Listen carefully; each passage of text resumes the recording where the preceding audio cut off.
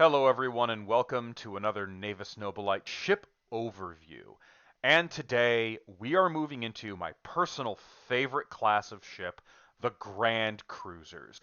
The Imperial Navy Grand Cruiser vessels are interesting because they are not only a very important piece of lore demonstrating just how old the Imperium is and how much their fleet doctrine has changed, they are also these very curious and very unusual vessels that have very strange positions in the Imperial Navy.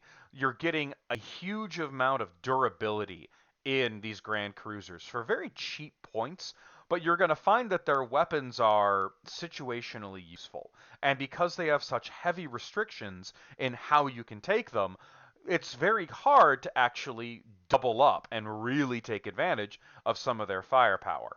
And today, we're going to start with the Avenger Grand Cruiser, mostly because it's maybe my favorite. Simply because the Avenger Grand Cruiser is just a goofy vessel that takes a very skilled hand to use, but when it is used with great effect.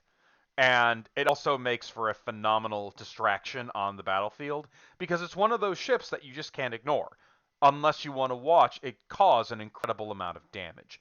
So first we're going to talk about its stat line.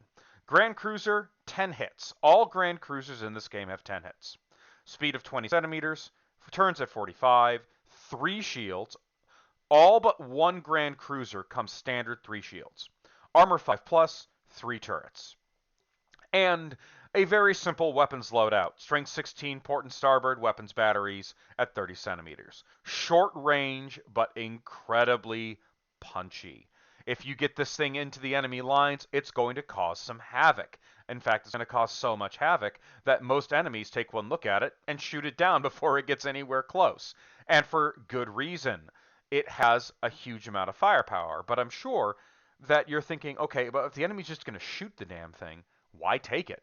One, it's for a ship of these stats and this firepower, it's astoundingly cheap. 200 points. That's cheaper than pretty much every battle cruiser the Imperial Navy has. It's dirt cheap for a 10-hit cruiser.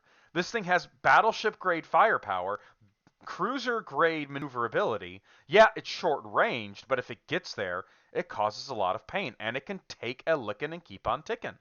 The Avenger is just, in my opinion, a demonstration of how silly the game in many aspects can get, because it looks beautiful. The miniatures are fantastic, and the rules are kind of a demonstration of the creators of the game recognizing that even the Imperium of Man changes.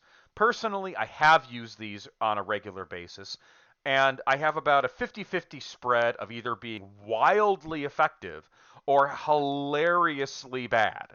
There's really no in between with an Avenger, but there are a couple of very important elements that you should consider.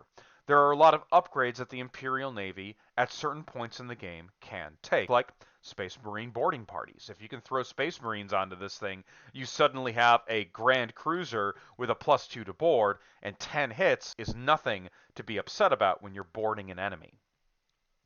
There are other things you should consider, like when you ram somebody and you manage to ram them not in the front, or if they're a Chaos vessel or not Imperial, or something without a front 6-up armor, you are throwing 10 dice at them. That's way more opportunity to cause pain.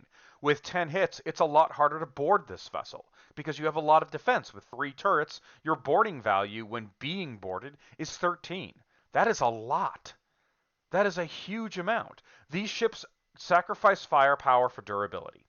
They are a very fun ship to take, and I highly recommend them. I hope you all enjoyed this video. We're moving on to the next ship real soon.